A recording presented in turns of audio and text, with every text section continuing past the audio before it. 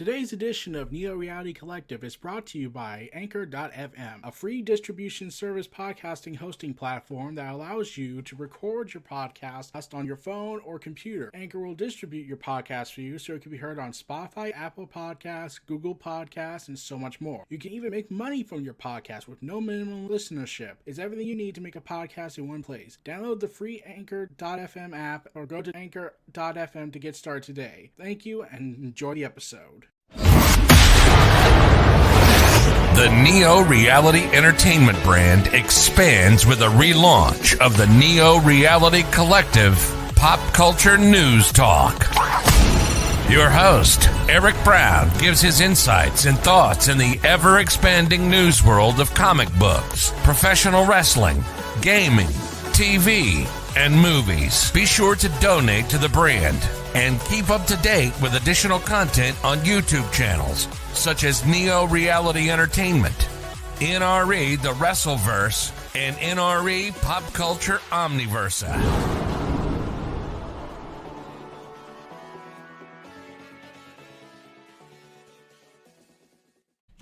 Welcome everyone to the next edition of Neo Reality Collective. We're finishing off this last half of the week with some more news in the pop culture space. And one thing to start off with was that TikTok will not be sold to Oracle and Walmart. It has been halted. The Wall Street Journal is reporting that the deal between TikTok's U.S. operations to Oracle and Walmart has been shelved indefinitely. The deal was initially pushed by then-President Donald Trump over concerns of the company's Chinese ownership, but the President Biden's administration has said to put a stop to the sale as his own administration conducts the review for a possible security risk. TikTok's owner ByteDance is currently engaged with members of the U.S. national security teams to look into data security and specifically how TikTok collects data from American users and how such data might be used and accessed by the government of Communist China. We plan to develop a comprehensive approach to securing the U.S. data that addresses the full range of threats we face, the National Security Council spokesperson Emily Horn said to the Wall Street Journal. These includes the risk posed by the Chinese apps and other software that operate in the U.S. In the coming months, we expect to review specific cases. This is in light of comprehensive understanding of the risks we face. Trump originally demanded that TikTok sell the U.S.-based operations to an American company, and Oracle and Walmart ended up jointly agreeing to acquire it. Microsoft was reportedly in the mix too. The U.S. government under Trump also sought to look into the investments of Chinese internet giant Tencent, which was invested in numerous American game companies. And considering they just recently bought some major stakes in some stuff, I wouldn't be surprised if that happened again. But yeah, TikTok, I don't use the app, so I don't use the software, I don't use its features. My sister's interested in this, she loves it.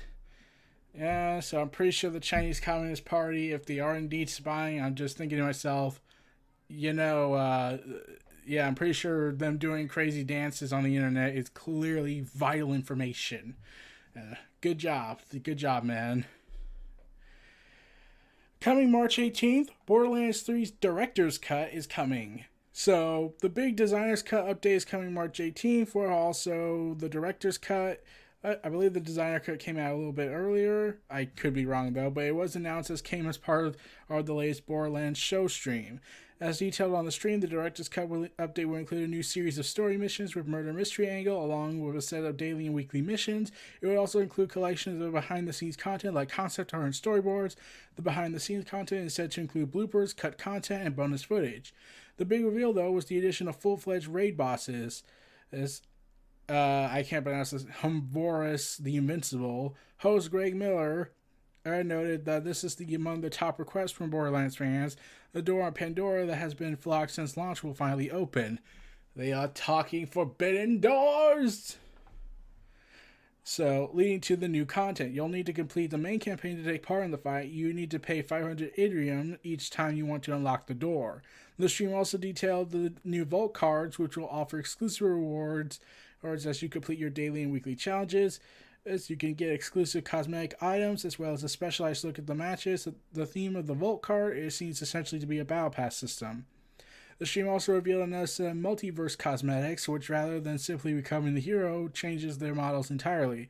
The previously revealed final form pack showed what the Vault Hunters would look like if they never became Vault Hunters at all. The new multiverse cosmetic pack is called Disciples of the Vault and shows what they look like if they've fallen in with the Calypso cult that drives the main campaign story. Those will come as part of the Season 2 pass. So yeah, a director's cut. I'm like, man, every time I think of cut content, I'm thinking KOTOR 2. My God, they dedicated an entire article on Wikipedia explaining everything that was cut from the game, things that were scrapped, things were in concepts, but those that were built in the game but then cut out but couldn't be finished in time. And it's like, oh, wow. And they tried to bring it back. Imagine if they did the game today and this time they could bring back all that content. I'm like, I don't think they have the source code now. I could be wrong, but it would be kind of awesome if they were able to reinvest and go back to the drawing board with Star Wars Knights of the Old Republic 2 and restore the missing content, especially that led to console glitches, like Kreia was in the original, like in the quote director's cut, was supposed to have her take off her hood. In the main game, the vanilla version, she was supposed to do the exact same thing, but apparently a built-in glitch happened that stops her from taking it off because the content required it. But yeah, that's just wild craziness I hear whenever I talk about Knights of the Old Republic 2 and its cut content. Man, they should not have rushed that to market yet. I'm like, it's a phenomenal story. The characters are interesting, Kreia especially. I'm like, you see people making multi-hour analysis, deconstructing what her character is. But it would have been more interesting if they delayed it by about 3 months and then released all that extra content that would have really buffed out the story a bit. So let's move on. Overwatch 2 sneak peek is coming to BlizzCon here, and this is what the GameSpot expects to see. While you won't be able to play Overwatch 2 until 2022 at the soonest, Blizzard is preparing the much anticipated shooter very soon. Blizzard has published a full schedule for the BlizzCon event, and it includes a 40-minute panel called Behind the Scenes of Overwatch 2. During this event, the developers will give a sneak peek behind the scenes of the game. Join them as they dive into the development process and share some work in progress, reads in line from each of the description. This panel takes place on Friday, February 19th, starting at 3:10 Pacific Standard Time, p.m., and immediately after that, there will be a Voices of Overwatch panel where the voice actors from the series will discuss their experiences working on the franchise. The actors will also perform an iconic cinematic from the Overwatch series, which sounds like that could be very fun. After the panel, there will be another Overwatch panel called Overwatch Creating a Soundtrack, where the music director, Derek Duke, will speak with the game's composers. Outside the Overwatch series, the BlizzCon schedule includes several panels related to the Diablo franchise, though none of them mention Diablo 4 by name. One panel mentions Diablo, the Gothic world of Braum, where the Blizzard artist Braum will be interviewed by his son, who will ask his father about his inspirations of the art of Diablo in a one-on-one interview. So, also there's more updates like Diablo Deep Dive, World of Warcraft, what's next, and, well, content. So, yeah, people want to see what Overwatch 2 brings to the table, but considering what's been going on with Blizzard after what happened with Warcraft 3 Reforged, probably not the best recommendation at this point. So, earlier this week, Projekt Red was hacked. Those responsible taking the source code to the developer's game, like Cyberpunk's 2077, Gwent, and The Witcher 3, to an online auction, allegedly starting the bid for $1 million and selling the entire kit for $7 million. According to a well-known data security firm, VX Underground, the hackers posted the source code to the exploits forum, an internet forum populated by other hackers. The Underground said that the hackers started a bid for $1 million for the source code of Cyberpunk 2077, the free-to-play card-based game Gwent, and an unreleased version of Witcher 3. The hackers are supposedly selling the code immediately for anyone willing to shell out $7 million. Update: a mistake was made. They started the bid at 1KK, or $1 million. This was assumed as a typo for $1,000, they meant in this tweet. They met 1 million. They are selling immediately. They are also selling immediately for 7 million. Oh god. Many of the files found their way to other spaces on the internet like 4chan and Mega, but have since been taken down by the moderators to ensure they don't end up in more hands. This comes as CD Projekt Red refused to give in to the hackers' demands, who gave the studio 48 hours to come to an agreement, or else the company's source code will be sold or leaked. The developer noted that an unidentified actor gained access to the company's servers. Erickson said that, to its knowledge, no personal data has been compromised as of yet. Still, other pieces of highly sensitive information, such as developers' own properties, information, and data, have reportedly been accessed by the hackers.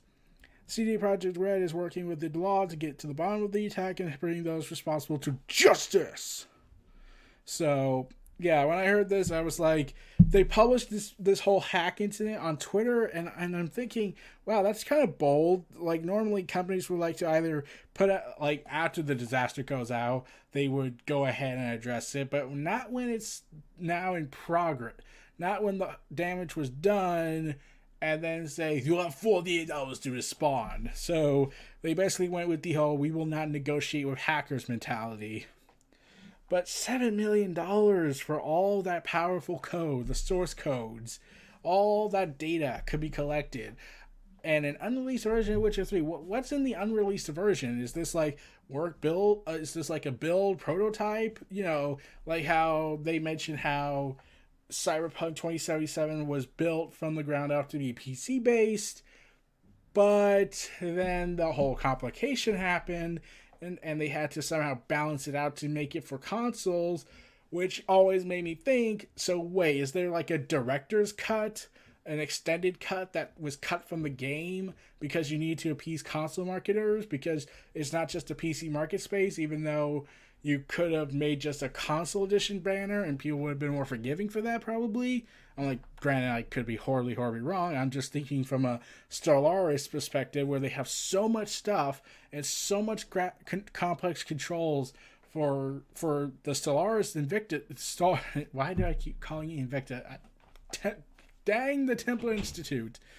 They go ahead and they talk about this, and like, I'm thinking, like, well, why can't they just make a PC version, and then when they want to port it to consoles, they make a console edition, but noticeably it won't have the same something to it. I can't get the thing right. They won't have the same certain things like the PC version has, because PC was their main priority. I mean, granted, it could be wrong, and it does sound horribly unfair, but this should have been really thought through when it was coming up, but, yeah. Netflix is going to develop an anime adaptation of popular Redwall novels. Netflix has announced that Patrick McHale, the creator of the Cartoon Network series Over the Garden Wall, will write a feature film adaptation of the popular British children's fantasy novels Redwall. The announcement for the upcoming show was revealed from a tweet on Netflix. We couldn't be more delighted to announce this deal, said Ben Holson, fiction publisher for Penguin Random House Children's Division.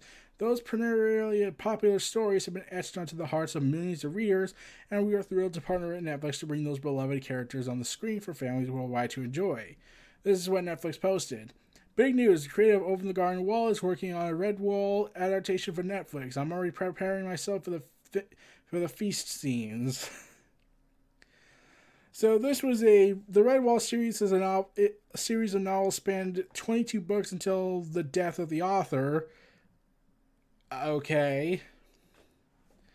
So it was 22 books. The books chronicle the adventures of heroic animals that inhabit the forest haven of Redwall Abbey, a clear inspiration from McCall's series about two half-brothers who travel through a mysterious forest and encounter many mysterious and strange creatures.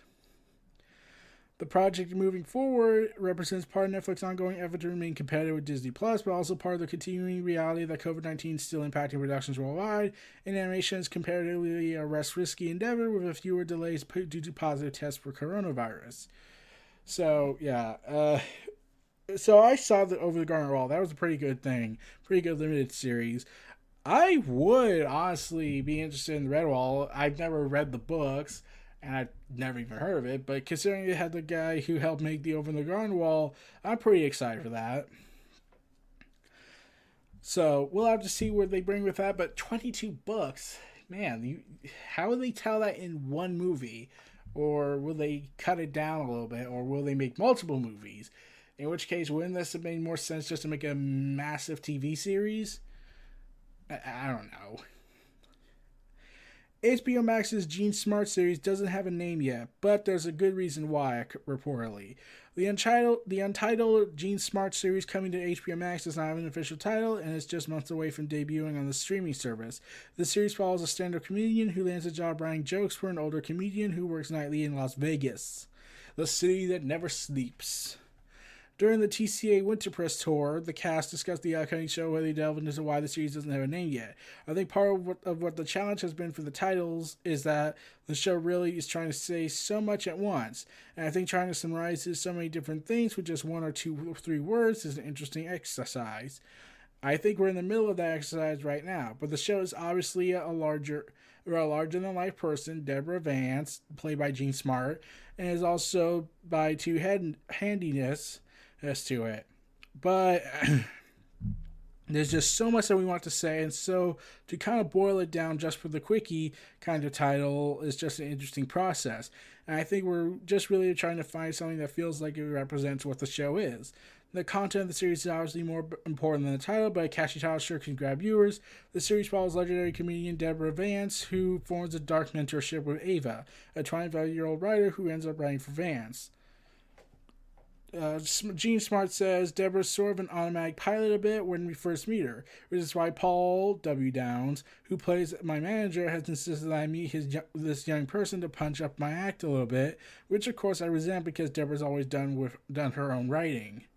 And neither of these characters, Deborah and Ava, can agree on what's funny because comedy is very subjective, and it's all about the point of view of these characters. Ava's point of view is that if the masses think something's funny, then it's not cool, and the masses, like, you know, if the people from Florida who eat a Paneria like it, it's not funny. Well, you could just say Florida, and people would automatically get the joke what you're trying to say because Florida is crazy. But that's just a Florida speaker right here, so I can easily get away with saying that, right? So, yeah. Endbinder is exceptionally familiar with the world of stand-up comedy as stand-up as a comedian herself. I take it as a swing at up there. They said, I try my best, and I bomb, and I do well sometimes. It's an unmasterable craft. You can never be perfect stand-up comedian. While the show has the backbone of stand-up comedy, it is much more about Deborah and Ava's life off the stage and the relationship between the two characters from very two different generations. Old school and new school. You just need to tell Vince, and then he'll probably get it, and then hate you for it. But yeah, also, you could like rewatch all the footage that you cooked up in production and try and get that feel like you're reading it, you're watching the show, and you're watching your show right before it can air and everything. Finally come up with a quick name for it, and you kind of could, from watching the show, like maybe take a line or two from it, try to see if you could cut it down to see if you can come up with a name from it, like, or a particular theme. Like, it's going to be interesting to see where they take that. So anyways, let's cut to controversial news. So, do you remember Cara Dune from The Mandalorian? Yeah, the star will not return to the series or the entire Star Wars universe. Lucasfilms has released a statement announcing the actress and former MMA fighter is not currently employed at the company anymore and that there are no plans for her to return in the future. This comes after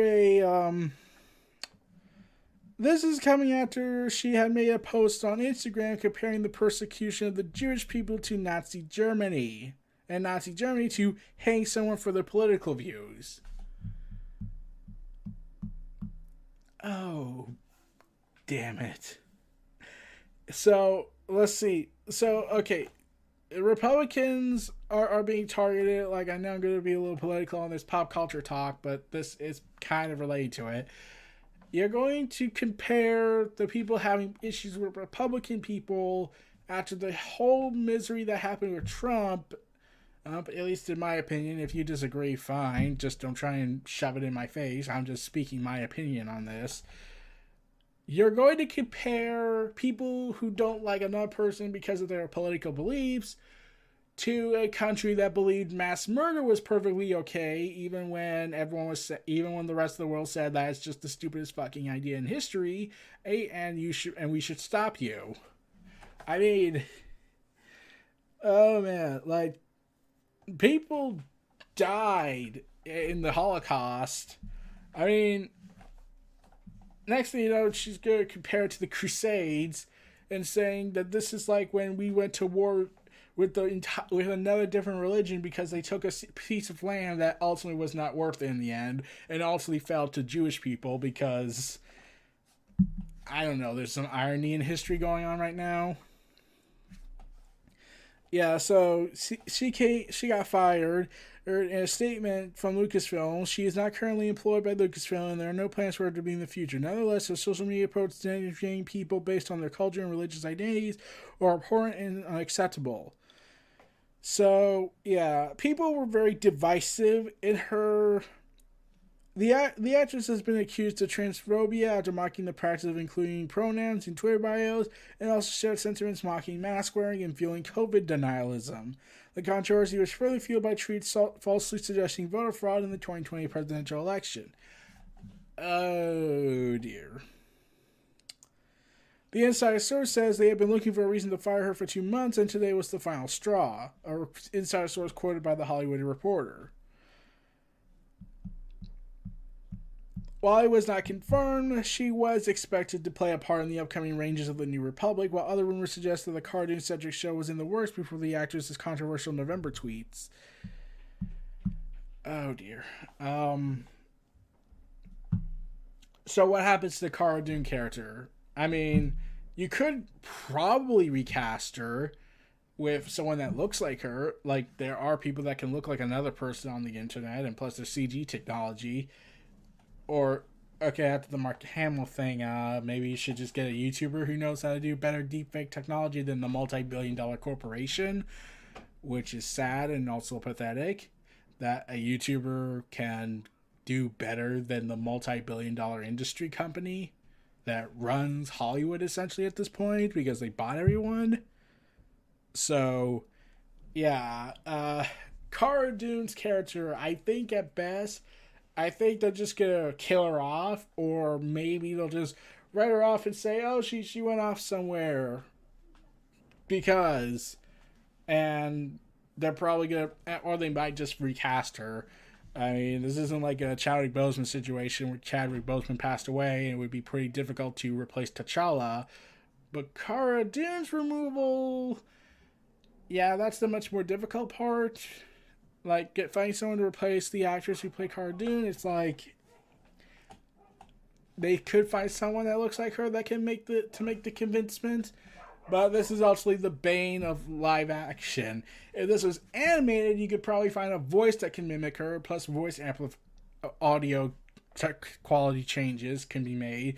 But when live action happens, it gets a little bit more difficult. And I had, on my Pop Culture Omniverse, a plan to actually review my discussion thoughts regarding the Mandalorian show, but now it's more like, do I talk about Cara Dune? Do I not? And now I get uncomfortable about it.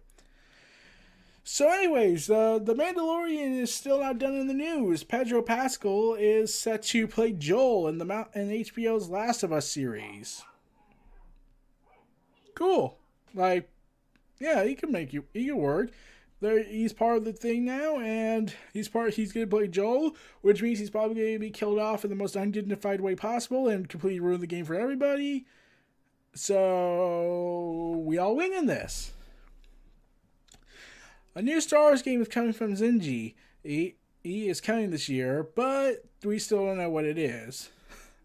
So, this is a social mobile game giant working on a new Star Wars game, and it's releasing this year. The San Francisco-based company is saying that the new Star Wars game should soft launch early in the summer.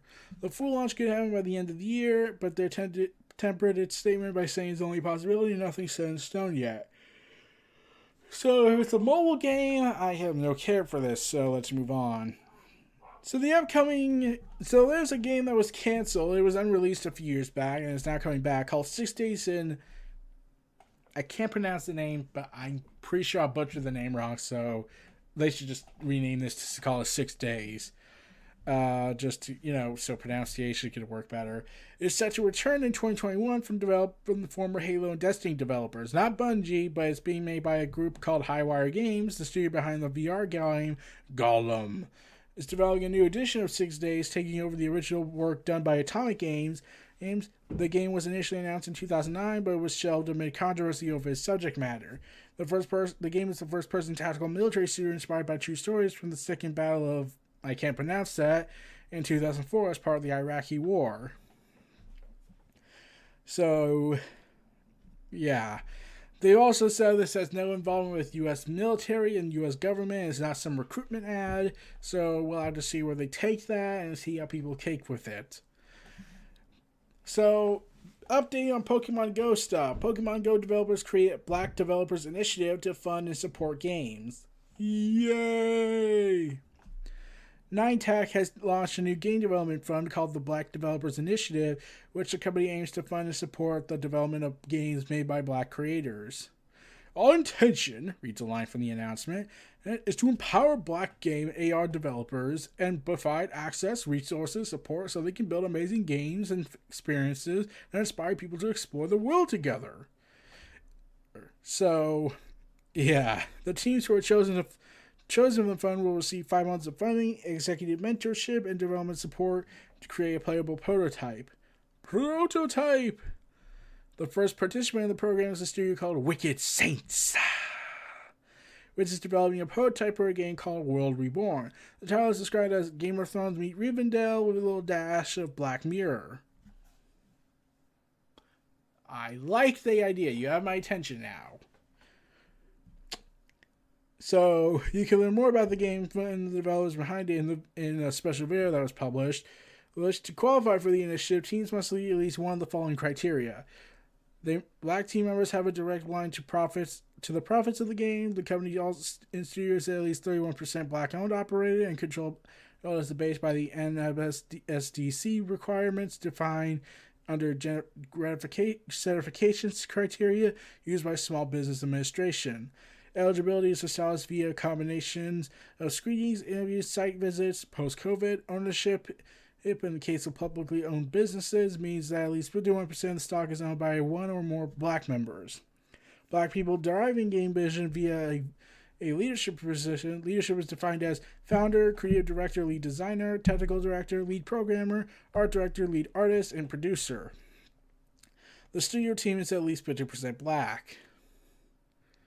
Okay,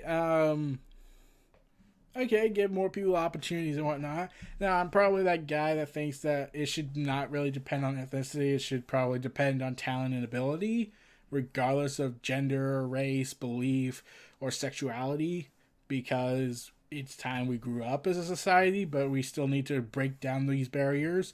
So I totally get this. I totally understand where they're coming from. We'll have to see. Give more minority people and more not as getting pushed as much in job marketing as possible. So yeah, I understand. HBO is looking for the right tone for True Detective Season 4 as it moves forward. So HBO Chief Content Officer (CCO) Kacy Blois has revealed that work has started on the potential Season 4 of the acclaimed anthology cop show True Detective. They told Deadline, the CCO told Deadline that the company has hired new writers to develop the next season.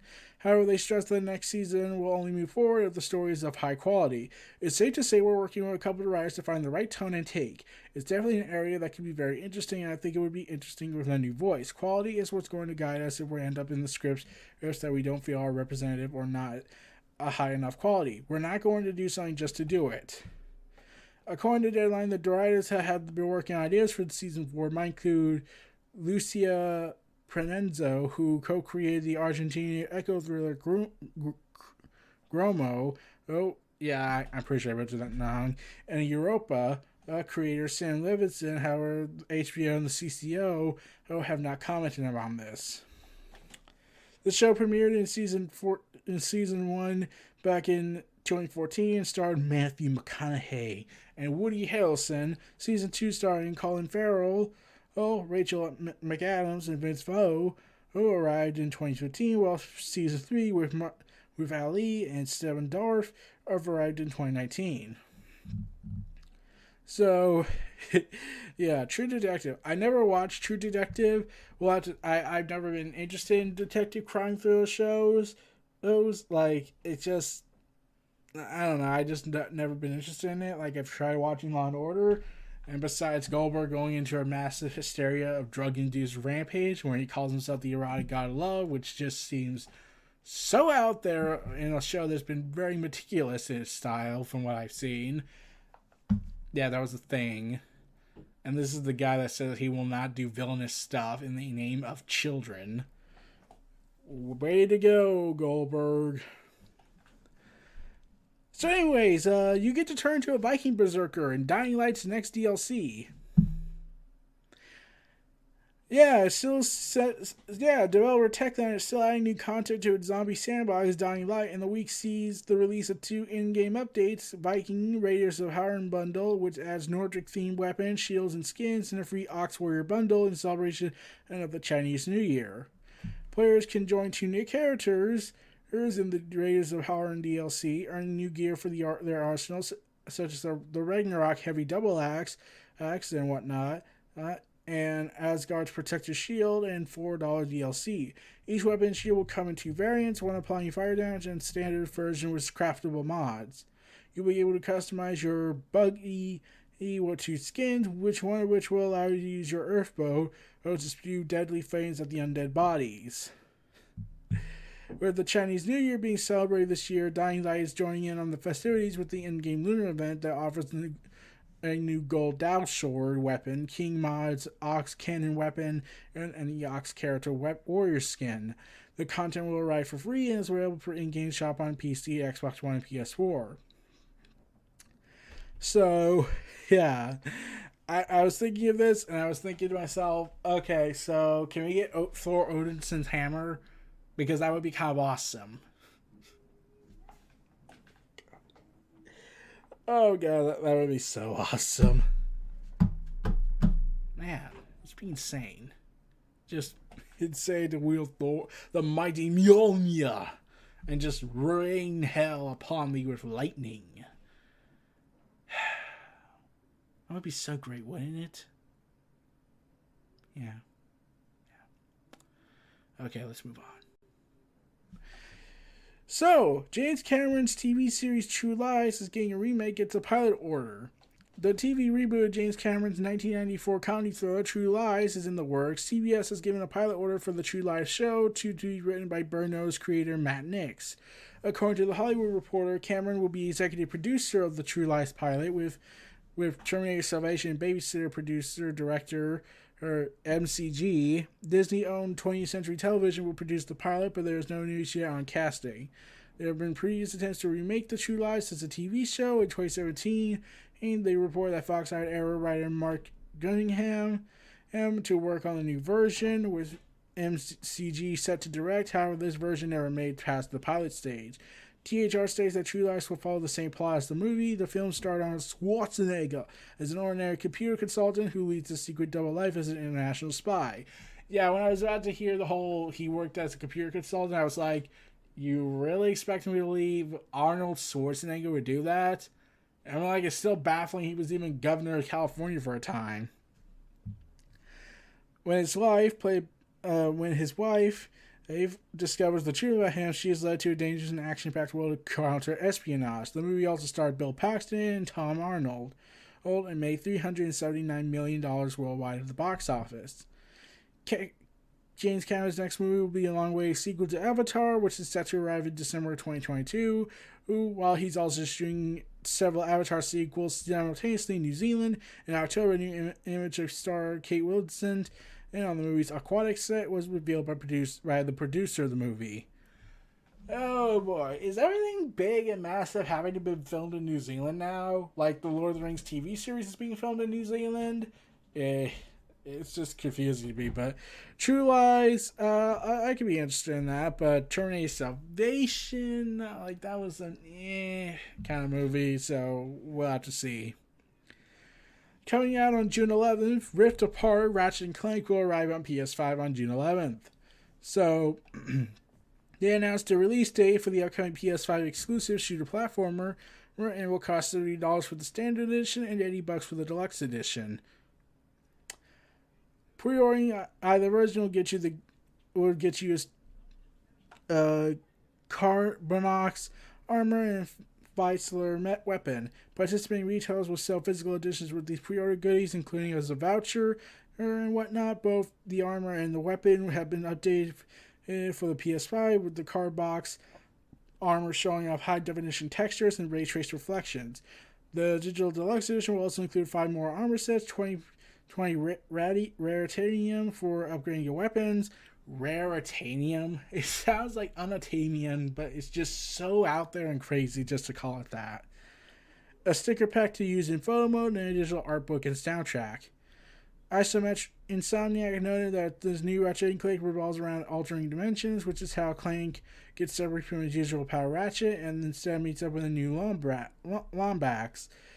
The blog may be slightly teasing her name, yet to be revealed, by telling fans, "Hey there, you'll be feeling Rosie soon." Her name's Rose, isn't it? I think I could be wrong. But Ratchet and Clank Rift Apart is set to be a showcase for the exclusivity of the PS5, and even was a major part of the early console presentation. The dimension swapping mechanic that appears to be the heart of the game relies on the SSD quality quick loads, so it's relatively few first-party games that isn't slated for PS4. So, yeah.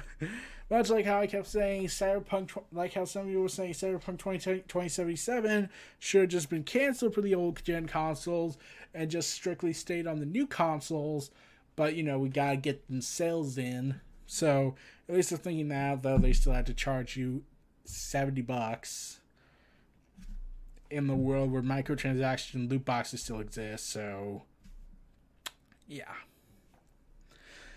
HBO Max is set to launch in 39 new territories in June, so get ready for that. Along with HBO Max's recent availability in Roku back in December, this continues the streaming service trajectory of steady expansion since launching in May 2020. So they're set to launch in 39 different territories in June. You can check out the list, and I'm currently excited. Also joining the whole Borderlands movie epic, Jack Black will play Claptrap. There's a rhyming to that, and I don't know why and I'm pretty sure that's the only reason he's in this movie. Yeah. Yeah, so, yeah, Jack Black. Jack is back. Back in black. Jack is back. Woo! Yeah, he's set to be Claptrap. Yeah, that's certainly something. So, there will be a show called The Overstory, the next third Netflix show by the creators of Game of Thrones.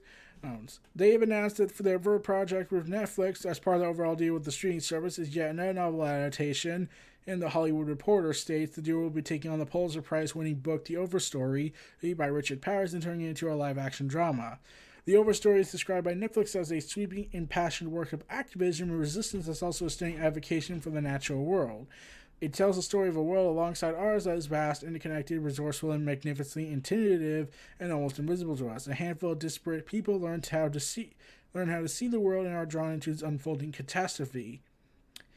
They will be joined by Hugh Jackman as executive producer in the project, with the novel's author also attached as co-executive producer. So Wolverine is set to help with this. Good. So this is all three of their show projects with Netflix is set to be part of the massive $250 million deal the duo has with Netflix. Okay, so I think they can make this work because let's be real, the Game of Thrones creators David Benioff and D.B. Weiss, or whatever. I kept thinking okay, from what I've seen, they seem to have a problem coming up with original content that can make fans happy. And they do better being adaptation directors and writers. I feel like that could work. So, yeah, I have no problem with them. If they're adapting more books into movies and TV, fine. So I'm pretty sure they could have been trusted to do a good Star Wars movie because they're working more with an established source material as opposed to just coming up with their own stuff on the fly. Speaking of Game of Thrones, the prequel House of Dragons has added 4 more cast members in major roles. Harry Potter actress Rhea Ifans has been cast as Otto Hightower, the Hand of the King. Crazy Rich Asian star Sonia Minzo will play Marisa, a woman who came from nothing and rose to immense power. Prince of Persia Sands of Time Steve, I can't pronounce the last name, who will play the Lord Corlys Valion, aka the Sea Snakes, a famed an adventurer. Eve Best from King's Speech will play the princess, who is the dragon rider and wife of the Lord, of the Lord. Yeah, sorry, I got that mixed up. The new cast members will join up the already. It includes Doctor Who actor Matt Smith as Daemon and Targaryen, Paddy Considine as King Varys Targaryen, and the Olivia Cook as Alicent Hightower, and Emma as the Princess. Man, why do these fantasy games have to be so complicated? So, yeah, they just got these new characters on board, so we'll have to see. Good news for Kingdom Hearts fans, but want to play it on PC. It's finally coming to PC. Yay! There was much rejoicing until they heard that it was coming exclusively on the Epic Games Store. Why? Why? Oh man. Why? Oh man.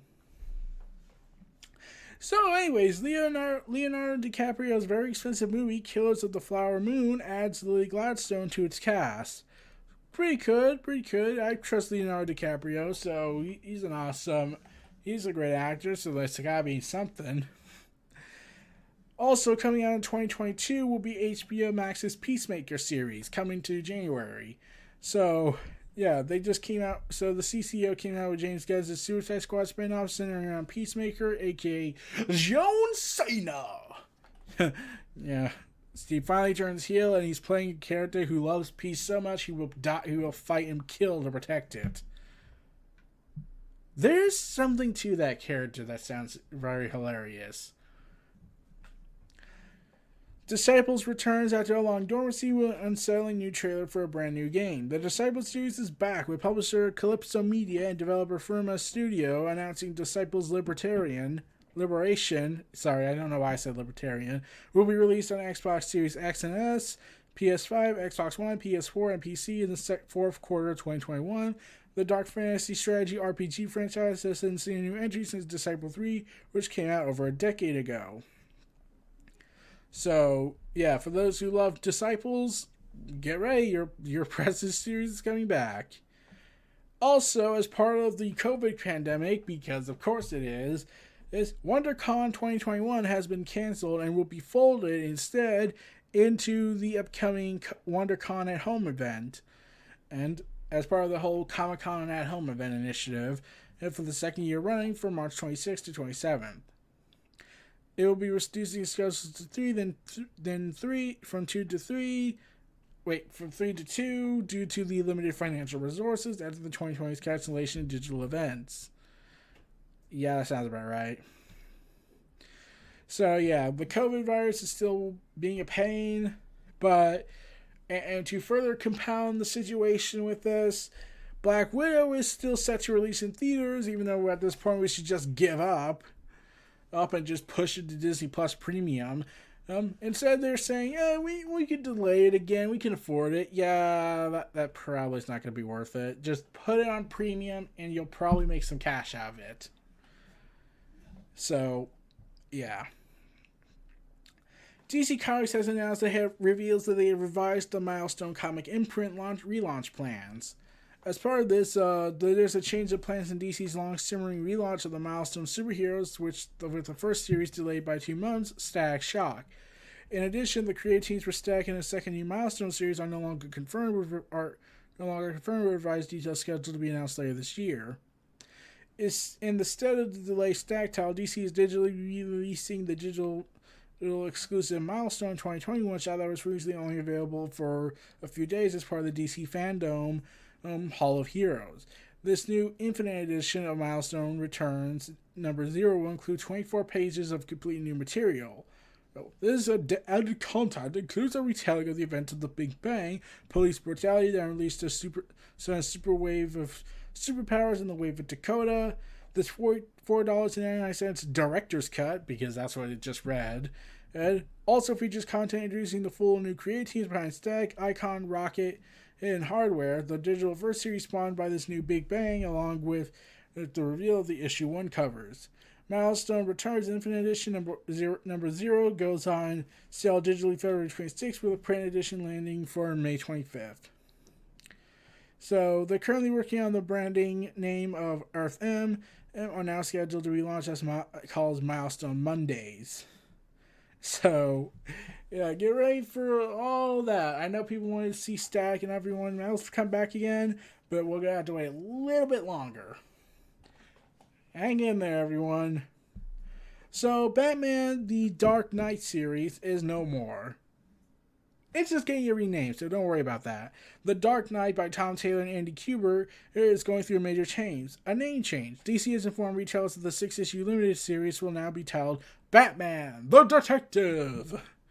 While DC didn't explain the change, one possibility is that the similarity entitled to DC's long-running Dark Knight franchise series by writer and artist Frank Miller since the original Batman Dark Knight Returns, all the sequels and follow-ups in the series have led with the famous Batman the Dark Knight, including Batman the Dark Knight The Master Race, illustrated by Kubert. DC may be trying to avoid retailers and reading confusion over the new Taylor and Kubert series with a new entry in the franchise. With the possible confusion mitigated, that what is the detective about? It's a story where Batman goes to Europe and becomes entangled with a new villain called Equilibrium. So I'm interested in that series. Like I said, when I talked about this, it's part of that big Infinite Frontier relaunch, but it's again another whole, we need to build more Batman books, even though we have like 3 different Batman with 4 more on the way. It is really annoying, isn't it? Meanwhile, Marvel's X-Corp series, part of the Reign of X now, is set to release. He's back on track with a creative team release date and mission. X-Corp will involve Archangel and will lead this ongoing new series that will give a corporate-minded twist to the mutant super team concept. Excalibur writer Tini Howard will pilot the series, joined by Dan Dier, artist Alberto Flor, making his Marvel debut. The deals have been made. Mutant kind is safe on Krakoa as the Reign of X continues. What are the wants of the mutants who have everything? Leading the charge is X Corporation, headed by CXOs Monet, Zane, Corks, and Warren Worthington, as a duo as cutthroat and ruthless in the boardroom as they are on the battlefield. But X-Corp needs more than just tie its figureheads, as Monet sets out to the staff with their team. He was some of the brightest and most deviant minds in mutant kind. Warren finds himself in a tense confrontation with Krakoa's first allies. Who wants to know what the truth over on Archangel's wings? Will X-Corp crash or soar? Oh, man. They will say this will introduce new concepts that will revolutionize the Marvel Universe as we know it. They promise that with Sword, so take of that what you will. For her part, writer Tina Howard says build off previous business-minded versions of Marvel mutant teams such as New X-Men and All New X-Factor, and that she was actively test driving her version of it in the recent Empire X-Men limited series which featured this team. So, Empire X-Men gave me the chance to test drive some of the earliest concepts, Angel and Monet as dual CXOs, Jamie Madrock by their side, and they're cleaning up with some of Charles Xavier's portfolio. Since then, I reworked the book entirely, and you'll know exactly what you've waited until now to see what they're up to. I got a corporate pass myself, and it's all going into this book. X-Corp, we're simply superior. Ah, yes. Prove that you're simply superior by bragging that you're simply superior. Also, as part of the continuing confusion that we must saturate this market with Batman books, the iconic series Legends of the Dark Knight will return in May as a digital exclusive. It's part of called the robust expansion of the line.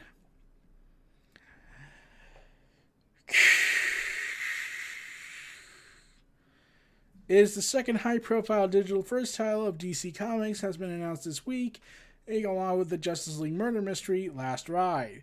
Weekly digital chapters of the new series will begin Friday, April 2nd, and print versions will debut on Tuesday, May 18th. So, yeah. Originally debuting in 1989 during the rapid expansion of the comic book direct market in what is colloquial cult known as the Speculation Era, Legends of the Dark Knight was an anthology that recruited who's who Batman creators in this era, including Denny O'Neil, Grant Morrison, Ed Harrigan, and Mike W. Barr, Doug Munch, Jose Lucy Garcia Lopez, Klaus Janson, and others. Yeah, their efforts yielded unforgettable story arcs for the comic book fans, such as Sandman, Prey, which redefined the evil and twisted Dr. Hugo Strange, Gotham and Venom, the story that introduced the dangerous super steroid to a Santa Prisca prison inmate who would later be known as Bane. I was born in the dark. So, yeah. The new version will release initially on digital platforms as a 10-page weekly chapters, first with 2 digital chapters making 1 comic print issue. According to DC, Legends of the Dark Knight will serve as a place for both well-known and up-and-coming creative talent to tell new evergreen stories appealing to a wide variety of fans, all based on one of the most beloved and enduring characters in popular culture. He's also the most oversaturated and overly used character in popular culture. Like, he's everywhere now. Like, oh god, there's just so much Bat books going around. It's so annoying, honestly, at this point. God. So, in a more shocking twist for Dr. Doom, he has joined the Guardians of the Galaxy, part of his potential face turn, because Hickman did it and they reversed that idea. So, yeah. Yeah, so, oh man. The galaxy no longer needs heroes, it needs superheroes, not deputized by the Galactic Council. Wait, the Guardians of the Galaxy were never deputized until literally just now? Wait. How many times have they saved the universe? Yeah, whatever. The Guardians need new members to tackle the deadliest threats yet. So, Victor Von Doom. Why? Yeah, so Victor Von Doom is part of the Guardians of the Galaxy now? Okay. However, I must deliver some passing news on this. The King in Black! The King in Black! The King in Black! Number 5 has been delayed. That now delays other tie-in comics so they don't spoil anything. So, that means Fantastic Four will be late, which is a King in Black tie-in, issue 30 to be precise. Namor is delayed. King in Black Planet of the Symbiotes number 3 has been delayed. Venom 200 has been delayed. Non-Stop Spider-Man number 1 has been delayed. So, yeah, about 2 weeks or so. But yeah, it sucks all around, but we gotta get this story completed and the universe to be caught up to it. We can't afford to be reckless. You well to remember that.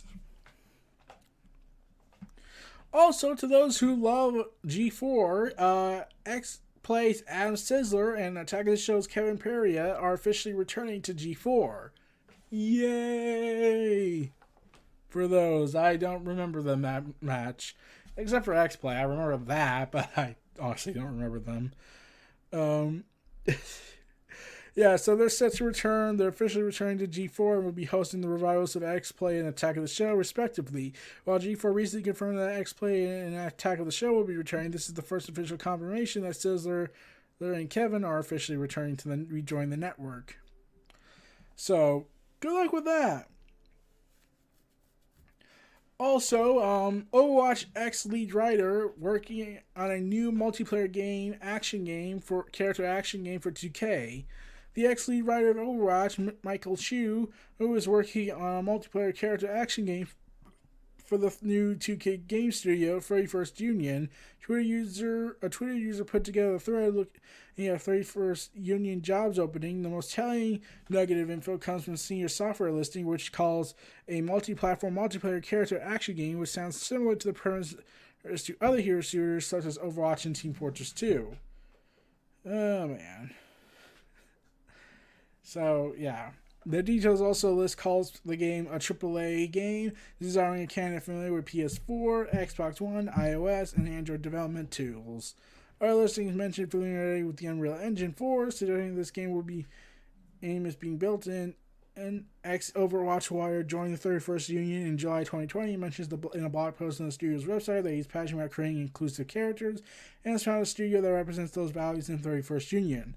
Our mission is to not only tell diverse, representative stories, but to create better systems that will enable us to authentically and accurately represent underrepresented groups from around the world. Perhaps most importantly, to foster an inclusive environment where those stories are told by a broad and diverse group of creators who speak their own voices from their own experiences. Yep. Okay, well, I can work with that, but they gotta be careful with this. Team Fortress 2 and Overwatch kind of corner the market right now in team character shooters. Ooh. Sorry. So, the Wonder Girl series that was going to feature Yara Flor is not going to be picked up by the CW. Tragic. Darian Rodriguez is the executive producer and co-showrunner of Queen of the South, came out and says that, yep, it's not happening. Saying this, some sad news. For all those asking, Wonder Girl is not getting picked up by CW. I was very proud of the script I wrote, which I could have shared the world I created, but unfortunately it wasn't meant to be. Thanks for everyone's enthusiasm. It meant a lot to me. I'm curious to know why they canceled it. No details have been coming out yet, but I would have loved to see what they had brought to the table, especially since they could have touted that Wonder Girl would have been representing the first Latina superhero title in the characters, or superhero title character of a DC TV series. So, yeah. Sadly, for those who want to see Halo Wars 3, it's not in the works, leaving rumors open for another different spin-off. 343 Industry has confirmed that it's not working on a Halo Wars game. After the job listing suggesting an unannounced Halo project in the works, the announcement leaves open speculation about the less expected spin-off. In the week's Halo community update, the 343 team made it clear about the future of the Halo sub-series. 343 Industries has no current plans for the Halo Wars 2 work, including in content updates, balance patches, bringing the titles to other platforms, or a new game in the series. There are no plans as a development team to re-engage for Halo Wars 2, and we aren't working on a new game in the series at this time. However, if you are fans, there was a glimmer of hope. We're specifically never going to say never because, well, who knows what the future may bring. This especially is interesting given reported on the job earlier so that suggested a new project for the Halo universe was listed in development. A project many took to mean Halo Wars 3 was on the way. I didn't even think Halo Wars 3 at all, honestly. With that possibility not closed, speculation is more open, but as the team's moving forward to a new spin-off or a separate Halo game as the rest of the studio wraps up to work on Halo Infinite. Previously unconfirmed rumors suggested that there could be a spin-off of the works focusing on Halo 5's Fireteam Osiris. As for what we like to see, yeah, Halo horror game maybe, but officially, blog post claims that talent behind Halo Wars is shifting its focus on supporting the Master Chief Collection and plenty of ongoing work to support the Halo franchise. Yeah. Still, yeah, it's kind of interesting on this. I would like to see this happen, but at the moment, I don't see that happening since they're working on Halo Infinite and will be working on it for 10 years, I must stress. So we're gonna have to figure out something to make this work. So the artist Ed Piscor has built a reputation crafting some of the most visually intuitive comics and the stands, including X-Men Grand Designs and Hip Hop Family Tree. Now he is making the jump to create our own horror comic, Red Room. IGW can debut an exclusive preview of the first issue in their little slideshow gallery, so check them out on the Red Room exclusive preview. Twitch is now investigating bug that won't allow autistic users to self-identify in profiles. Coming out with a tweet, someone called them out saying, "Yo, Twitch, can someone tell me why I can't use the word autistic in my about section? You know, the diagnosed disability I have. It's important to me to convey this information to people, because it affects how I communicate." More tweets follow suit saying, "Right, yep, I think I've cracked it. Twitch won't allow you in your bio to put autistic as the first descriptor in the list of self-descriptors, even though that's what many would naturally place it. Putting it before another minority status trip moderation." And yeah, this IGN tested this and confirmed that the observation was true, with certain combination of descriptions, including the word autistic, being automatically rejected while others were permitted. In several conversations around IGN, Dale noted that the issue didn't appear to be tied to Automod's settings across the platform and was rather specific to user profiles. They reached out to Twitch to ask if this was a deliberate move or if it was, as Dale positioned, an accidental trip of the Automod. A Twitch spokesperson offered the following reply: "We've been experimenting with the use of Automod across user profiles and bios as part of our ongoing work to help keep communities safe from harassment. Our intent is not to preclude people from self-identifying. We'll be updating our system in the coming weeks with this feedback in mind." Yeah, Twitch has been making the effort to crack down on harassment across the platform, including implementing a new policy as of January 22nd that included stricter rules on the use of targeted or hateful language, including flagging words that can be used in a neutral manner, for instance, virgin, but are also frequently used as insults. It also removed the palmer face of the popular PogChamp emo after the PogChamp guy appeared to encourage further violence at the insurgency of the Capitol Hill on January. Users will now vote for a new face with the PogChamp emo today in this video at the time of this week. So yeah, that happened. I don't use Twitch. I have a Twitch account. I try to get into it, but I'm just not clicking with it. So I just moved on and focused more on YouTube content and podcasting. Ubisoft has announced that Ubisoft Massive confirms more content is planned for 2021 for The Division 2. The Division 2's title update number 12 was meant to be the last title update for the game, but Ubisoft has changed its mind and has confirmed that more content is on the way later this year. Ubisoft Massive posted a message from the Division team on Reddit saying that this new content is due to your continuous passion and support. Today we are thrilled to confirm that there will be additional content for the Division 2 release later this year. It is because of your continuous support and passion, and which enables us to continue to build upon Division 2 experience. We cannot thank you enough for that. Some of you knows the title update 12 was originally meant to be the last major title update for Division 2. But thanks to your continued support, we are now in the early stages of development for fresh content to release later this year in 2021. While there are no details revealed as to what this content may be, Ubisoft promised we, quote, won't have to wait too long. So, fans of The Division 2 are probably ecstatic. Kacy, aka the girlfriend of Ricochet, came out with a, quote, response to the criticism being seen in public without a mask. I have been very vocal about the coronavirus. But I was like, okay, she made a statement. Let's hear what she has to say. If she pulled the Sephiroths and Nia Jax card where they just ignore the criticism completely, then we'll have a problem. Then I get to call her out on it. And rather than if I make a Wrestleverse video where I condemn her actions and also criticize her to no end in probably 30 minutes to an hour.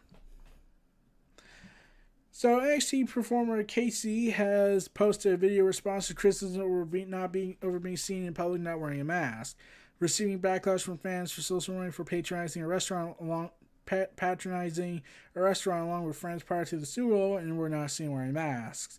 She explained that she has been masking when necessary during the pandemic and is otherwise following local guidelines. I just wanted to get out here and talk and be able to talk to everyone for a minute. That I know people are concerned that I was at a restaurant over the weekend, and I want everyone to know that I hear you and I appreciate the concern. Yeah, it's more like, can you stop breaking the rule and ultimately, put on a mask? Didn't you host a party with over 10 people? And reportedly, one of them was Marty Scurll, so clearly he's doing all right despite, his career pretty much being on pause. But, yeah. Here where I live in Florida, the worst state currently going right now, because they want to top everything up, because they want to be the America of the America that must top the coronavirus pandemic somehow.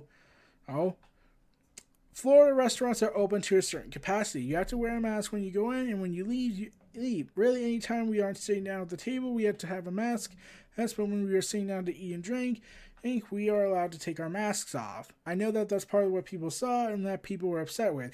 Okay, here's the thing. Every time when I saw that video, my problem wasn't strictly because she's not wearing a mask.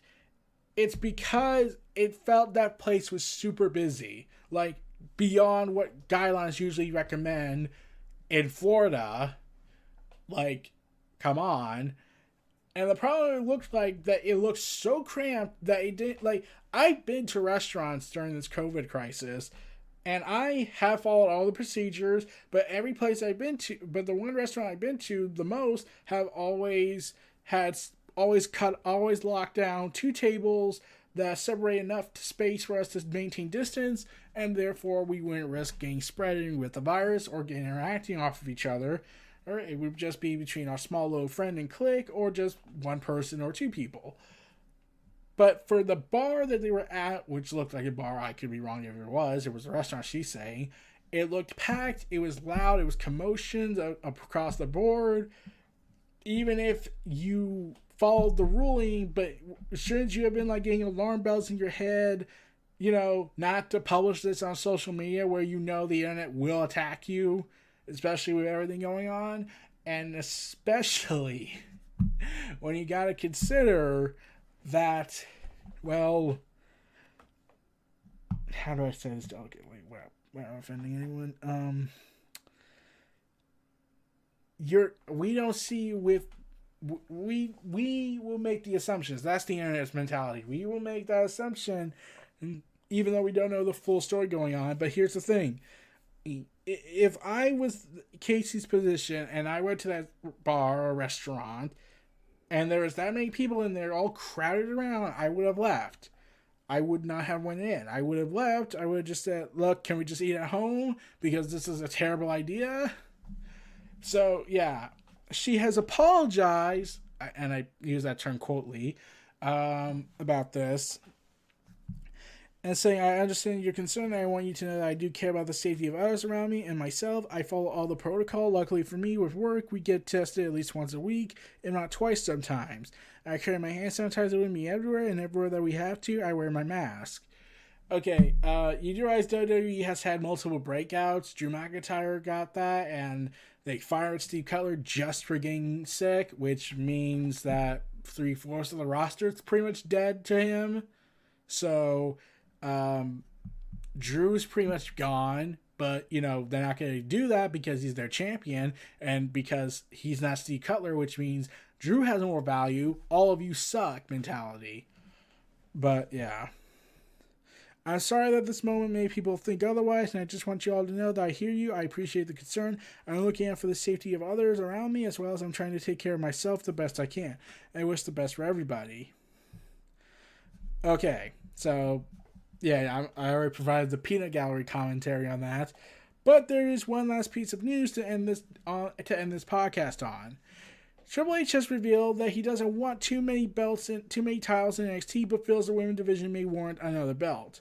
Triple H has admitted that he doesn't like it when promotions have too many championships because he feels the champion should be sacred. But when asked if the women's division could potentially see another title, he said, "Title of the division's depth, potentially warranting a new title." Okay, Triple H, I just want to point this very delicately out. I think your company, your place of work, is the biggest company that has so many titles to the point it's virtually a participation trophy. I mean, let's see. If Vince acknowledges NXT, let's acknowledge NXT's existence. You have the WWE Championship, the Universal Championship, the U.S. Championship, the Intercontinental Championship, the SmackDown Women's title, the Raw Women's title. You got, let's see, the NXT title, the NXT North American title, the NXT Women's title. You also got the NXT Tag Team titles, the NXT UK titles, and the NXT Women's title. 12 belts. And now you're saying this could warrant that the women's division could warrant another one. So that makes it 13. You have 13 belts running around in multiple brands. Oh, let's acknowledge it. Let's tragically acknowledge it. The 24/7 belt. So that's 14 belts that would be acknowledged in WWE. So 13 belts right now. We have 14 potentially on the way because of how big the women's division is in NXT, which means we're going to be dealing with this for a long time, which I'm starting to think they should just do a storyline called Crisis on Infinite Titles or Crisis of Infinite Championships, because there's that many titles at this point. Every belt now feels like it's a participation trophy, because you could have the NXT champion show up. Oh, no, there's the world champion. Oh, no, it's the Universal champion. And it just devalues the titles when you have so many world titles coming in. And I would only understand it if this was interpromotional stuff, like New Japan, AEW, Impact Wrestling, all coming in with their titles because they're different companies. WWE is one company, and as much as Vince doesn't want to acknowledge it, NXT is part of WWE, as much as he probably hates that mere concept. So, yeah, he said almost half the card of it is entirely made up of women. Looking at the depth behind them, the division is incredible and only getting stronger. The current class coming in at the Performance Center, this rookie class coming in very soon is the largest female class we had in history. So that speaks of us of the commitment of where we're going with the female performers and seeing them as exactly that, as performers and nothing else. And really trying to strengthen that even further. When asked, I think those conversations happen. I think when you always are looking to make everything that it can be, but you also want to make sure that you don't water things down. I'm not a big believer in having 38 titles in an organization just making their way to a different title at any given time. I don't believe that it's always about those championships. There's different storytelling, but there's definitely a thought that's in mind of who will see where it goes. I think especially as the women's division has increased in size, people were talking about that a few years ago, but I don't believe that depth and size at the time. I missed if it was there, and it's getting to that point now. So those are now conversations that are had a lot. Yeah, this was part of the big media call. So get ready, everyone. We might have a 14th championship belt running around in WWE. Yippee. So, I hope you all enjoyed the show. Be sure to check out my other content and everything. I'll see y'all next time. Here's the outro for everyone. Stay tuned, everybody, for next week and for the next 2 episodes. I'll see y'all next time. Take care and peace out. Be sure to donate to the brand and keep up to date with additional content on YouTube channels such as Neo Reality Entertainment, NRE The Wrestleverse, and NRE Pop Culture Omniversa.